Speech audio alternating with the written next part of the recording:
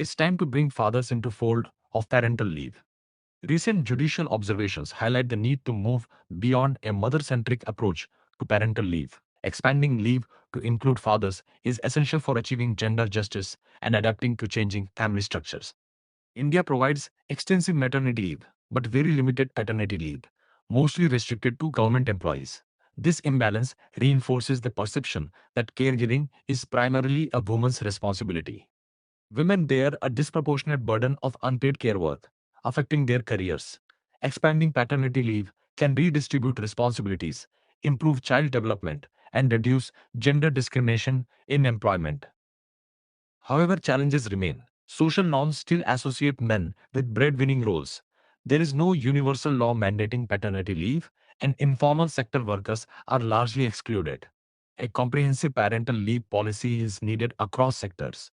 Incentives should encourage fathers to take leave, and social attitudes must evolve. Shared caregiving is essential for achieving true gender equality. On GLP-1 drugs, match access with vigilance. With the expiry of semaglutide patents, cheaper GLP-1 drugs are becoming available in India. These are widely used for managing diabetes and obesity, increasing their demand. GLP-1 drugs mimic natural hormones that regulate appetite and blood sugar. They help in weight loss and improve overall metabolic health. India faces a growing burden of diabetes and obesity. Wider access to these drugs can improve long-term health outcomes and reduce complications.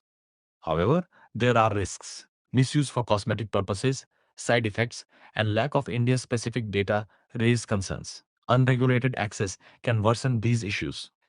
A balanced approach is needed. Strong regulation, proper prescription control, and monitoring systems can ensure safe and effective use of these drugs. AI-powered tax governance in India and its challenges.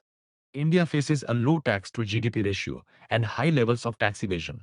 To address this, the Income Tax Department is using artificial intelligence through initiatives like Project Insight to improve compliance and revenue collection.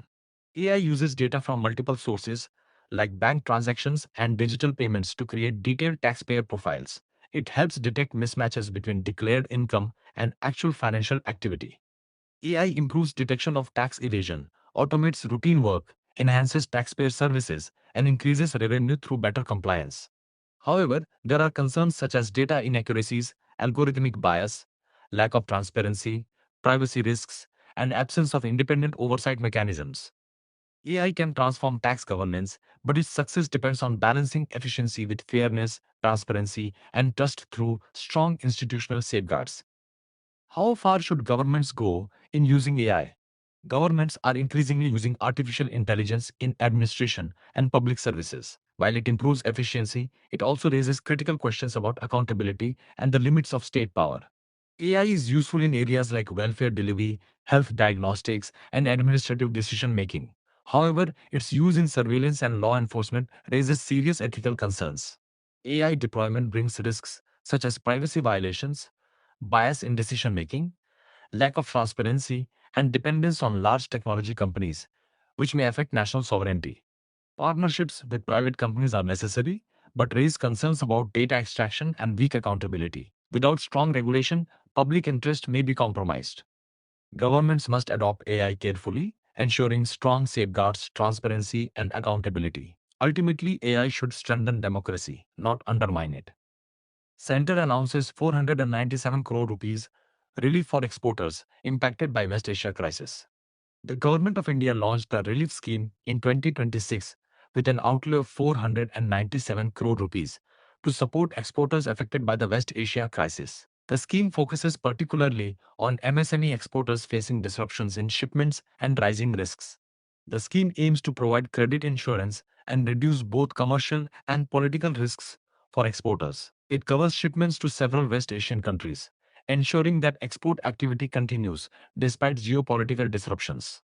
The scheme is implemented through ECGC, which provides insurance cover at pre-conflict premium rates.